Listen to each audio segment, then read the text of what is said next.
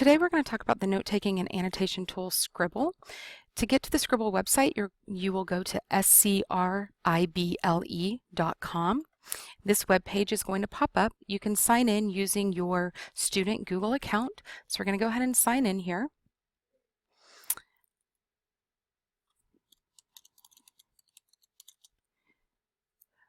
Once you're signed in, you're going to see the My Library page. If you've never used it before, you're not going to have anything listed under My Library. What you are going to do is click on Tools over here on the left, and you want the Scribble toolbar. You can simply click on this and drag it to the top of your screen. Doing so will load the toolbar for you. You could also do a browser add-on and get the Chrome extension. It will say here install, and you would click it and it will give you a red S in the top of your screen. Once you've installed the add-on or gotten the bookmark, you're ready to go. So from here you can start doing your research. If, for example, you are researching concussions and sports, you can type in sports concussions and you'll get some results. Once you've used your good deductive reasoning skills and decided that a certain website is a credible resource, then you'd be ready to start using Scribble. So from this website, I'm then going to click on my Scribble toolbar or the red S in the top right-hand corner. So I click the red S, and when I do that, you can see I've visited this web page before. I have annotations on it. See how this popped up with yellow? I've got a bookmark here because I said information about it. I have red. So this is how you're going to do it.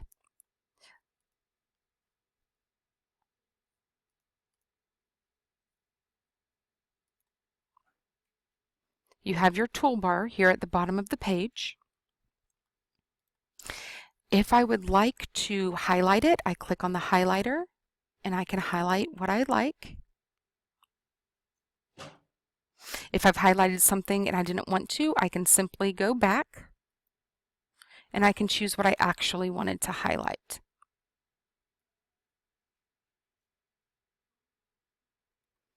If I want to add a note, I click on the sticky note. I can add the note wherever I like. So statistics will help with logos.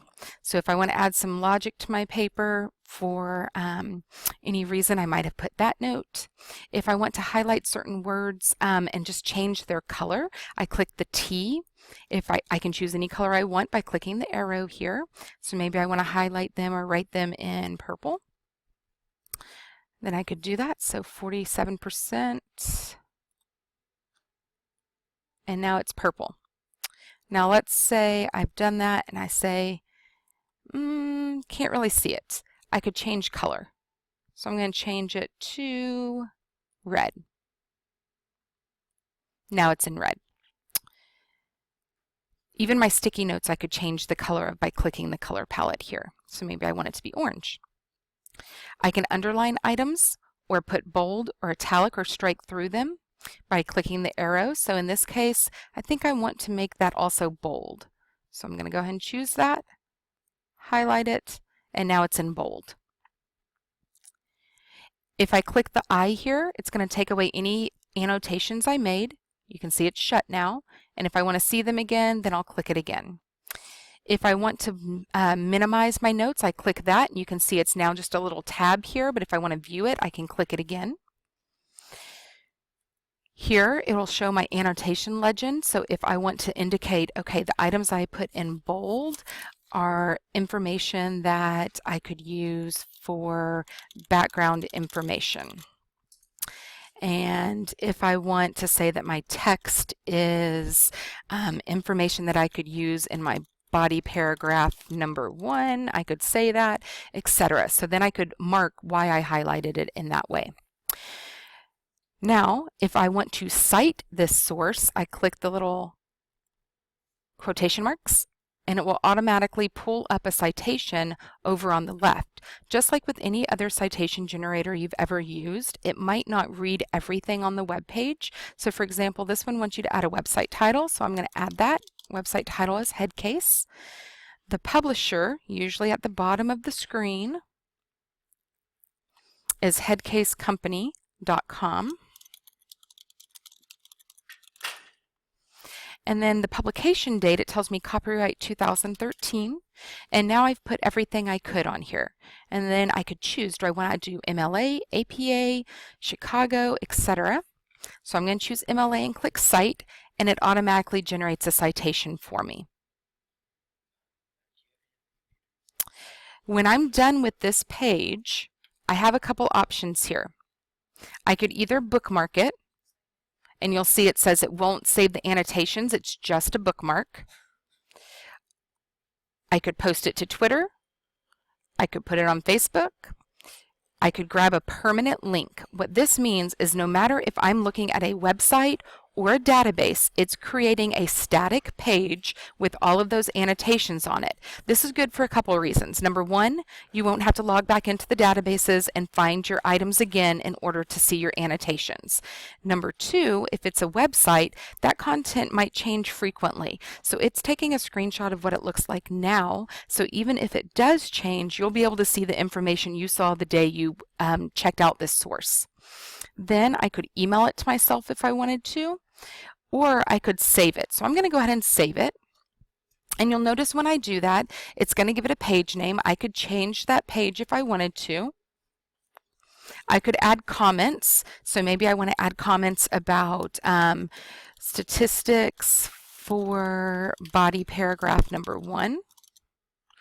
I could add tags, so statistics, concussions, sports, and then I can click Save.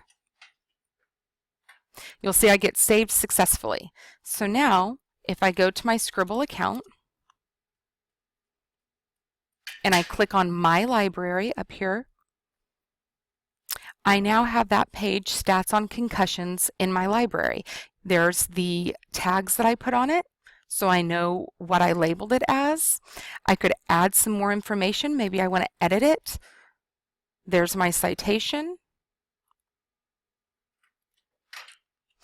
I could even do more. If I click on it, I could then choose to share it. So maybe I need to email this to my instructor.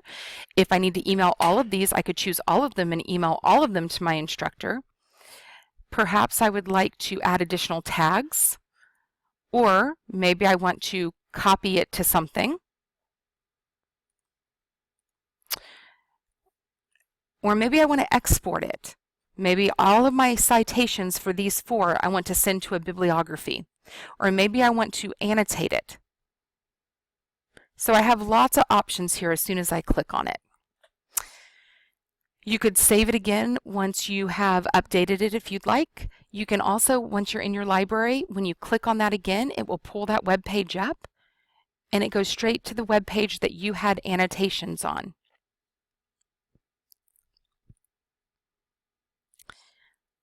Over here you can see your tags, so when you get ready to do your research, you could choose just those tags that apply for the paragraph you're currently doing. Perhaps you're looking for some quotes or information to bulk up a specific topic you're discussing in your essay. You could do that here.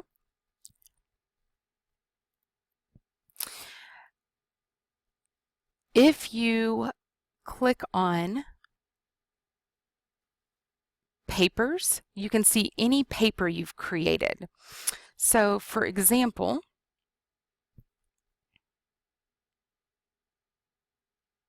let me go back here, sorry about that.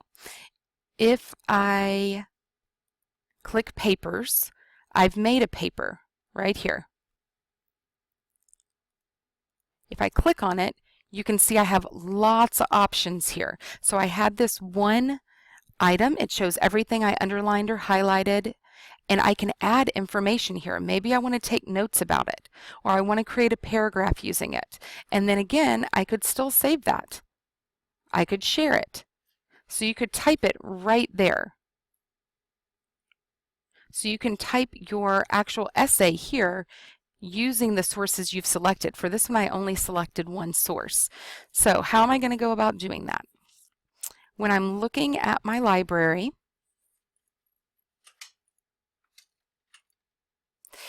if I click Export, I've checked all of them now, and I do Annotations to Paper, I'm going to get Add to Paper. I'm going to name this Concussions, because that's the essay I'm working on.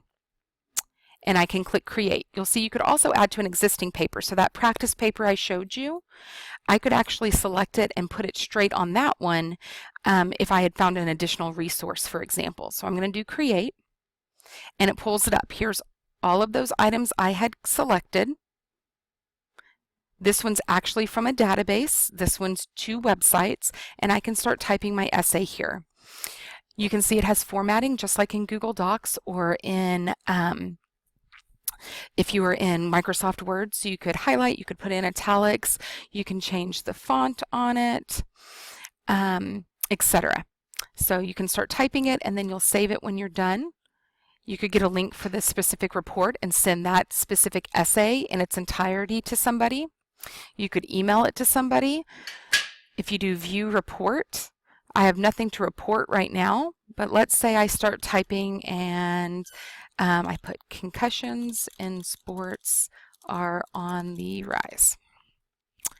So now if I go ahead and click the, I'm going to save it, and then I do View Report, it'll show you the report in its entirety. So in this instance, I've only got one sentence, so it's only showing me the paper, the essay, with one sentence in it. But had I done all of them, it would show all of them. There's other features as well. You can see that you could highlight, you can change the font, etc.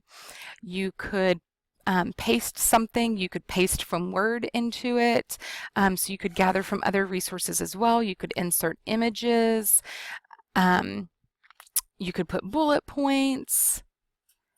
We could do a block quote here easily. We could increase the indent, etc. So there's lots and lots of options. You could even do math equations. You can erase items or remove formatting. You can see I decided I was going to put this information in there. I simply click on it and it goes in there. That was what I highlighted, so now it's in there. So you can put items directly in there and then choose to put quotation marks around it, do your formatting, etc. If I want to include the bibliography, I click Include, and my bibliography is listed right here. Now if I save it and I view report, you can see my entire essay with the citations at the bottom. Obviously, I've got a little bit of formatting to do. Not everything's perfect, but this is, as you can see, a much easier way to gather sources and put them together into your own thoughts. If you have any questions, you're welcome to stop by the library and Ms. Turner will help you.